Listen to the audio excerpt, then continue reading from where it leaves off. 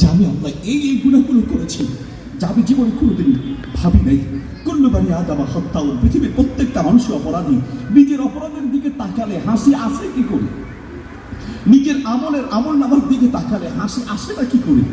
এত খুশি আসে কি করে? এত আতশবাজি, এত পটকাবাজি করার সময় পাওটা কোথায়? তোমার তো চিৎকার করে হাউমাউ করে কাঁদা উচিত।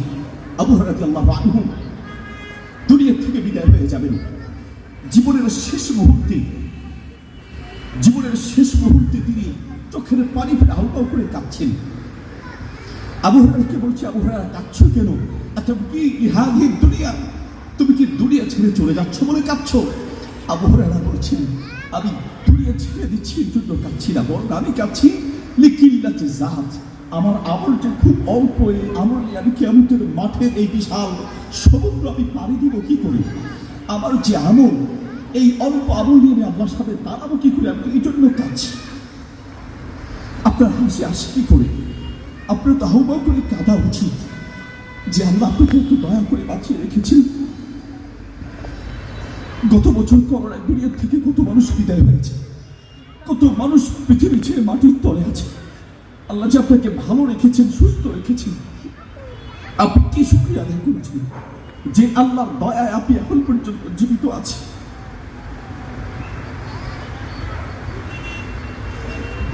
কি পরিমাণ দয়া যে আপনার উপরে আল্লাহ করেছেন, সেই কারণে আপনি কি করেছেন? পৃথিবীর কত মানুষ ক্যান্সার আক্রান্ত হয়ে ছটফট করছে, কত মানুষ ফোন দেয়, আমি মোবাইল বন্ধ করে দিয়েছি ফোন ধরা, কারণ সহ্য করতে পারি না, কয়জনকে সাহায্য করব? শুধু হসপিটালে যান, কত মানুষ কিডনি রোগে আক্রান্ত হয়ে ছটফট করে কাঁদছে, কত মানুষ আমার কাছে সাহায্য চায়, কিন্তু আমার তো সেই তৌফিক নেই, আমি কিছু করতে পারি না। আসলে ফাউন্ডেশনের সাথে মিলে কিছু সহযোগিতা করেছিলাম, মানুষ মনে করে হয়তো আমার কাছে কিছু আছে, এমন কান্না শুরু করেছি, কিছুই করতে পারি না, মোবাইলটা ব্যবহার বন্ধ করে দিচ্ছি, বলেছি তোমরা কথা বলো যে আমার কাছে কিছু নাই।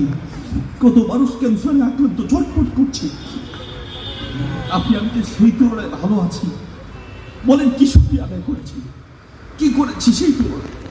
নিজের আমলের দিকে তাকালে তো আপনার কলিজা থরথর করে কাঁপা ধরে। আপনার সন্তান আল্লাহ আপনাকে দিয়েছেন, মাঝে মাঝে আমি আমার ছেলেদের মুখের দিকে তাকাই আর ভাবি যে আল্লাহ কি নিয়ামত। পৃথিবীর কত মানুষ কাঁদে সিজদায় পড়ে একটা ছেলের জন্য, একটা মেয়ের জন্য। আপনাকে যে আল্লাহ দিয়েছেন, শুকরিয়া আদায় করার চেষ্টা করুন।